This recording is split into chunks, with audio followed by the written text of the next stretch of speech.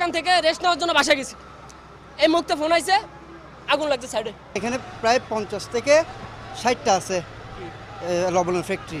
মালও ছিল, আপনার কার্টনও ছিল, কোলা মালও ছিল, স্টক মাল ছিল। এক মিলে আমার মনে হয় 8-10 কোটি টাকার উপরে মাল ছিল।